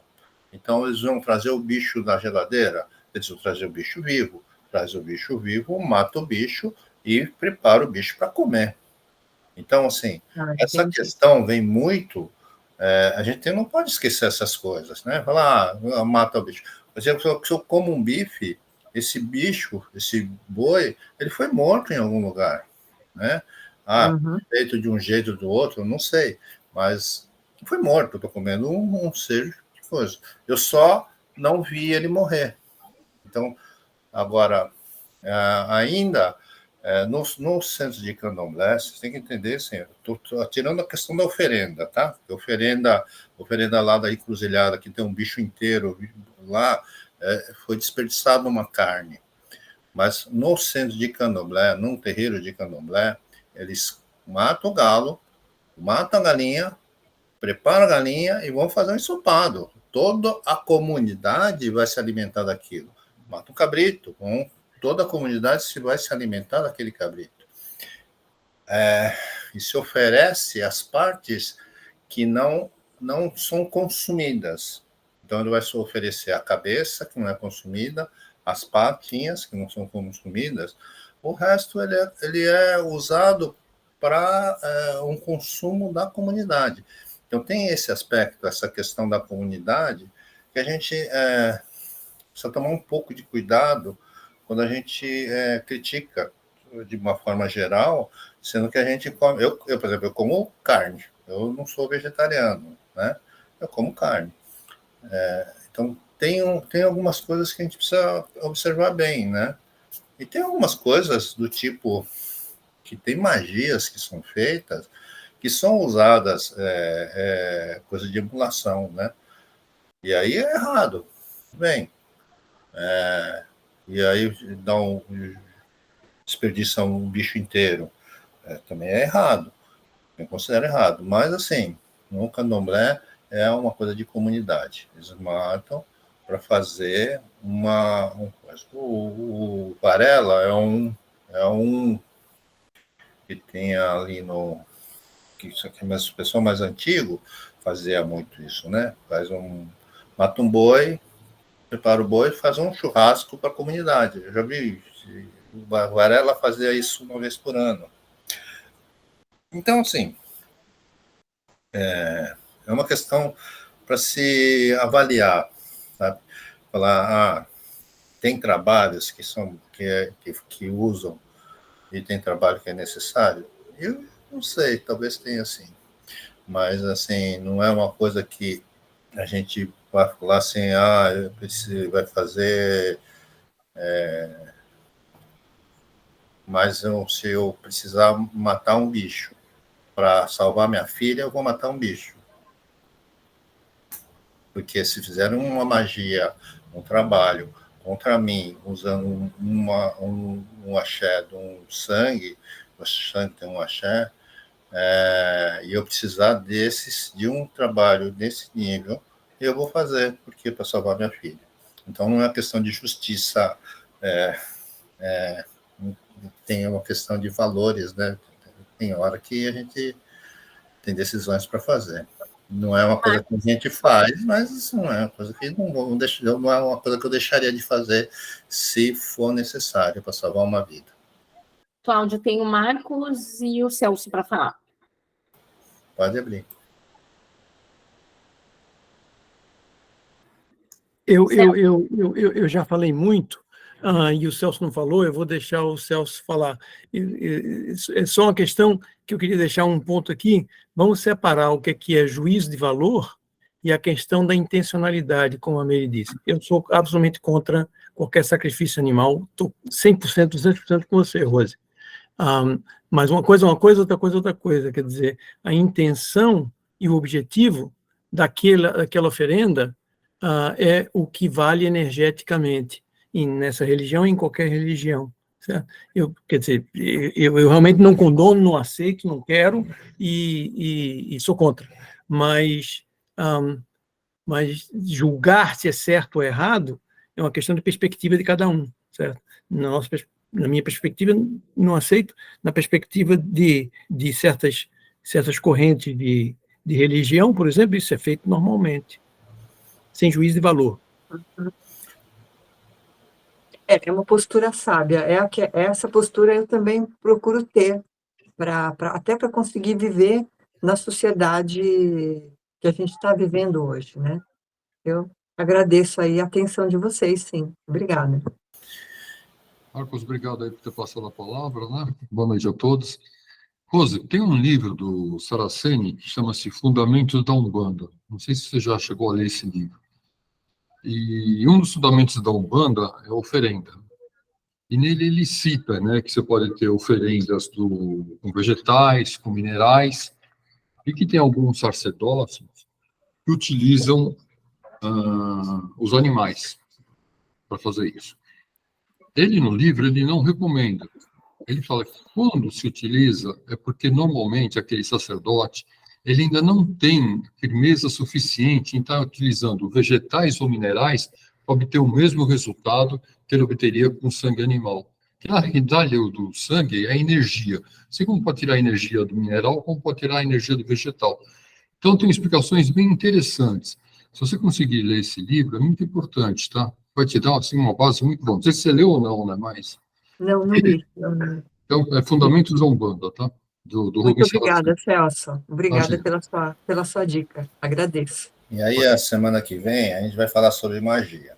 E na questão das magias, a gente vai discutir um pouquinho essas questões de emulação, se vocês quiserem, né? Então, dá para discutir. Mas a magia que a gente vai praticar na nossa Umbanda, na Umbanda Sagrada, é a magia chamada magia divina que o Rubens trouxe.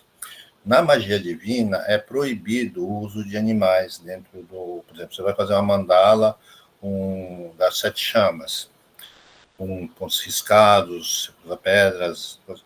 A única coisa de origem animal que é usado é concha, né? Uhum. De resto, é proibido usar pena, qualquer coisa animal na magia divina não é usada, né? Então, tem essa questão que a gente vai discutir na semana que vem, que é para preparação para vocês para fazer a iniciação das 7 chamas. Tá? Ok, obrigada, Cláudia. Mais alguém tem pergunta? Imediatamente. 7 minutinhos ainda para perguntas. Mas acho que ficou claro para você, Rose? Ficou mais confortável agora? Olha, não fica confortável, mas ficou claro. Ficou claro. Não, porque na magia, como o Marcos falou, o que torna uma magia boa ou o que torna uma magia ruim não é o que ela é feita, mas a intenção dela, né? Uhum. O que vai tornar a magia boa ou ruim. A força que é necessária pode ser uma força, uma ou outra, ou alguém tem uma forma de usar ou não, mas que eu já vi emulação, tá? Já fiz emulação, inclusive. Mas você já vi assim, vai fazer o Varela ia fazer lá o boi dele lá. Ele fazia assim, o boi baixava a cabeça para uma coisa. Então, existe uma coisa a mais do que a gente não entende, tá? Uhum. E assim, e o que conta em qualquer magia, em qualquer trabalho, em qualquer tudo, é a intenção, que é o primordial de qualquer coisa que vai ser feita, tanto de Umbanda, em qualquer religião. A gente fala assim, na magia, né? Quando se fala assim, eu quero... Eu falo muito assim, onde a gente toma as maiores demandas? É de alguém que mandou um trabalho contra a gente? As maiores demandas que nós tomamos são pessoas que vão rezar, né? Pessoas que olham para você e falam assim, putz, eu queria ser igual ao Cláudio, queria o lugar dele, queria ter uma loja igual, sei lá, se eu tiver uma loja lá, o café lá que eu tenho lá. Eu queria ter um café igual ao do Cláudio, eu queria ter aquele café. Deus vai me ajudar. E aí ele vai lá na igreja dela, ajoelha, e o pastor, junto com aquele monte de gente, vamos clamar a Deus, clamar a Jesus, para que ela consiga ter aquela loja lá. Uhum. O que é isso, na verdade? Jogou uma demanda para cima de mim, né? E meu inimigo virou Jesus Cristo. Jesus Cristo virou meu demônio, que vai buscar, vai querer me ferrar a minha vida para eu perder a loja, para ela poder pegar a minha loja. Você entende? Sim. Então, parece estranho, né? Mas a partir de um desejo, de intenção, de que querer pegar, de uma inveja até, talvez, né? Mas para ela não é, para ela de repente não era uma inveja, era até só uma coisa que ela queria, uma coisa de vida, mas ela desejou o meu ponto, desejou o meu lugar como indivíduo, né? Ela não desejou ela criar trabalho para conseguir ganhar alguma coisa parecida, né? Mas foi lá, ajoelhou, fez a oração, aquela egrégora de gente fazendo aquela força, é uma força descomunal, né? Que mobiliza uma forma de pensamento que vira uma magia. Aquilo é uma oração. As orações, como feito em conjunto, são as orações que têm uma força de magia muito, muito grande, né? E aí, de repente, olha lá, Jesus Cristo vai te dar isso. Jesus Cristo virou meu demônio, né? Jesus Cristo deles, né? Sei lá. Então são coisas assim, são estranhas de falar, mas são estranhas de falar, sabe? Mas a verdade é essa, né? Acho que o Marcos colocou muito bem quando ele falou sobre juízo de valor, né? Isso. Na sociedade a gente vive cheio de contradições. Por isso, Meire, que eu não me sinto confortável, mas eu vejo, a vida é assim, as coisas são assim, né? E a gente tem que conviver com aquilo que nem tudo nos dá conforto, nos dá bem-estar, né? Eu consigo viver assim também. Não, eu acho Mas que o curso está sendo excelente, gente. Olha, está num nível muito bacana de discussão. Parabéns, viu? eu acho que Desculpa, isso, Cláudio, te cortar. não, eu acho que é isso mesmo, assim, né? A gente só tem que olhar a questão da emulação no início, assim, no candomblé, nessa